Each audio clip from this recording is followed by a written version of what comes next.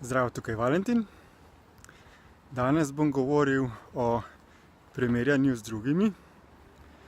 Ko vidimo druge osebe, ki jih občudujemo in si rečemo: joj, zakaj nisem tako sposoben, tako uspešen kot oni. V zgodovini so živeli različni ljudje, ki so bili izjemno sposobni na raznih področjih, kot so recimo Leonardo da Vinci, Beethoven in recimo Mahatma Gandhi. Torej, to so ljudje iz različnih profilov družbe z različnimi sposobnostmi, ki so bili vrhunski na področju ali politike, ali gospodarstva, ali znanosti, ali glasbe. So posamezniki, ki v družbi izjemno izstopajo po svojih vrhunskih sposobnostih.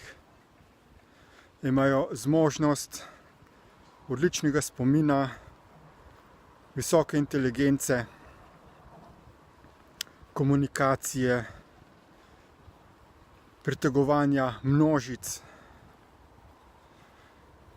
In precej ljudi pa takih sposobnosti nima.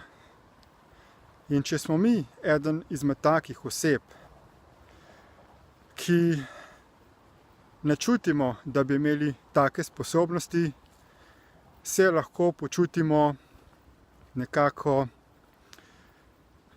manj cenjene, lahko si ustvarimo zaradi tega slabo, nizko samopodobo in si rečemo: joj, mi smo pa tako zelo nepomembni v tem življenju. No, jaz ko raziskujem, zakaj so določeni ljudje na svetu taki, kot so, in zakaj smo si tako različni, sem prišel do odkritja, da do nedavnega je bil ta svet zelo nadzorovan. Sistem reinkarnacije je bil zgrajen na specifičen način, da so razmere na tem svetu v določenem redu in da človeštvo upravlja določeno funkcijo pridobivanja energije, zato da se je ta energija potem kanalizirala v duhovna prostranstva, da se je uporabljala za izgradnjo energetskih ravni bivanja.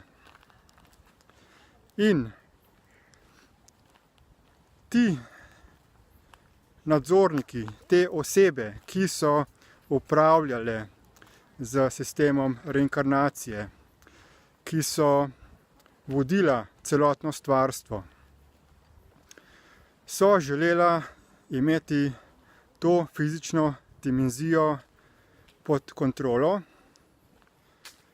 Ta svet je bil in še vedno je sprogramiran na ta način, da večina ljudi, ki smo inkarnirani, imamo zelo majhno sposobnost glede spreminjanja sistema na tem svetu.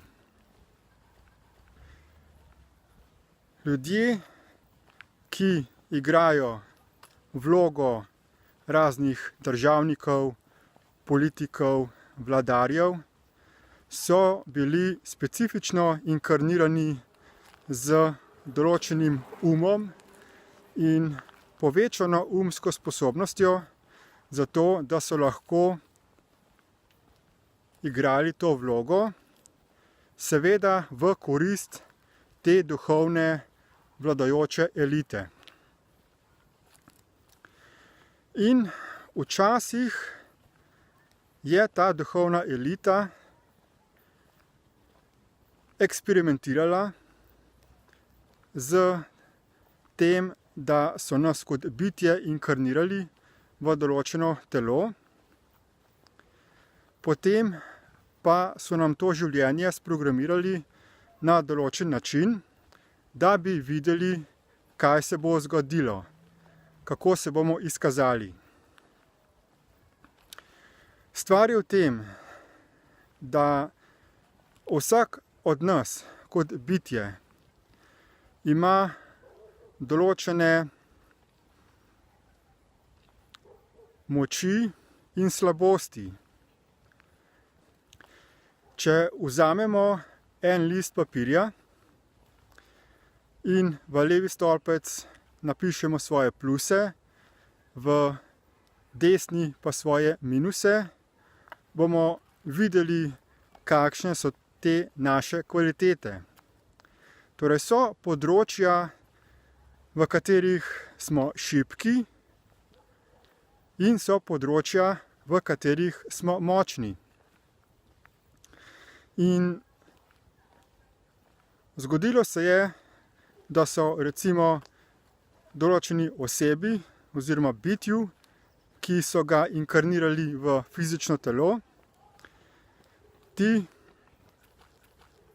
ki so vodili sistem reinkarnacije, te minuse, te šibke lastnosti zatrli, zato da bi se čim bolj izrazile samo te moči oziroma pozitivne lastnosti.